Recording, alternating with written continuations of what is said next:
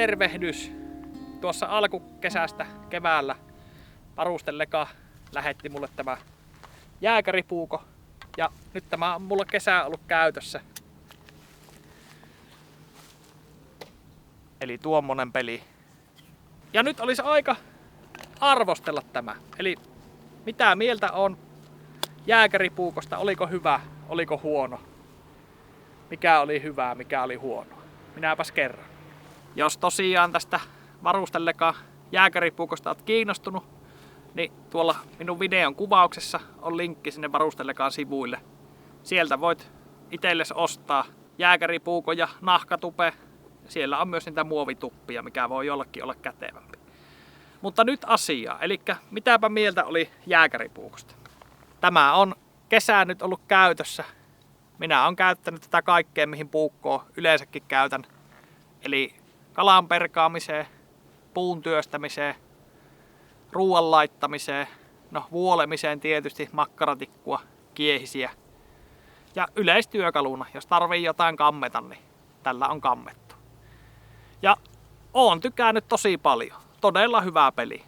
Ja jos hyviä puolia mainitsen, niin kumikahva on tosi mukava, hyvä. Ei kylmetä läpi kylmällä kelillä. Ja vaikka olisi märät käet, niin se on pitävä.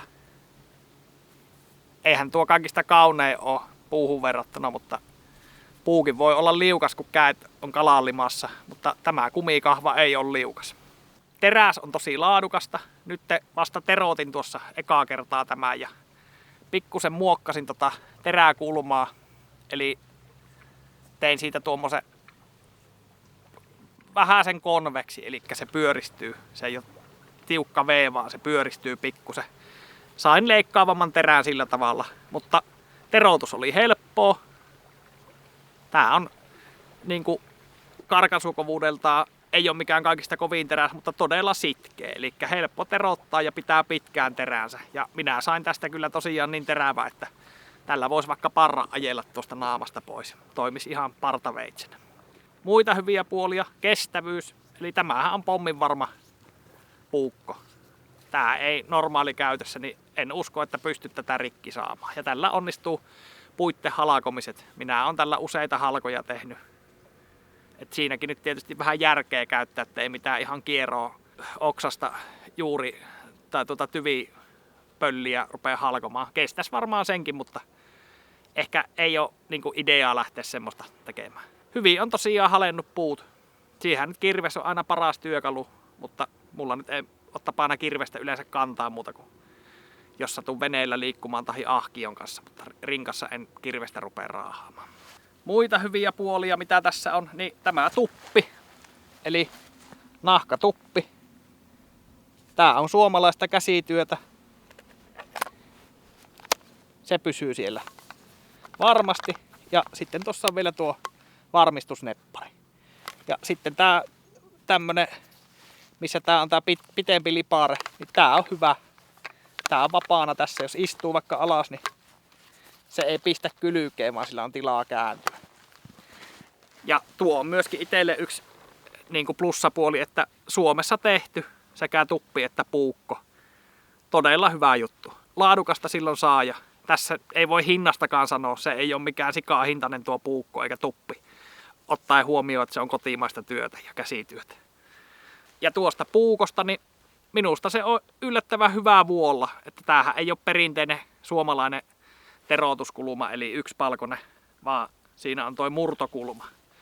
Niin se aina heikentää vähän sitä vuolemisominaisuutta, mutta tässä se on tehty minusta toteutettu hyvin, eli se toimii kiehisten vuolemisessa tosi hyvin, ei ole mitään ongelmaa.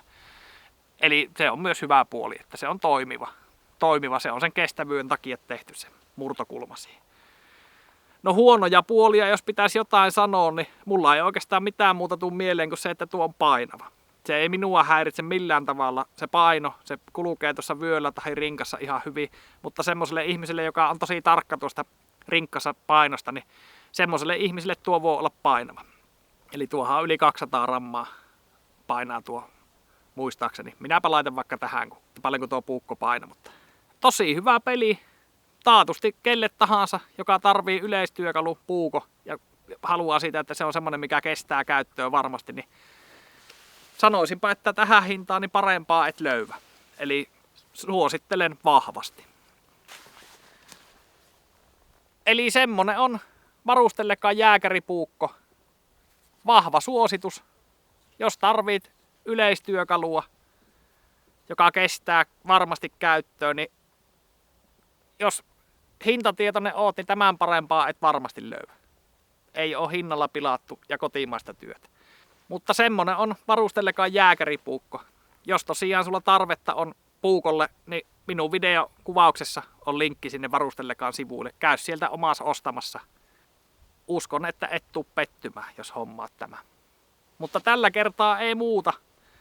Me ollaan pojan kanssa täällä Päijänteellä, niin ruvetaan nuotion tekoon nyt ja makkaran paistoon. Katsotaanhan seuraavassa videossa. Moro!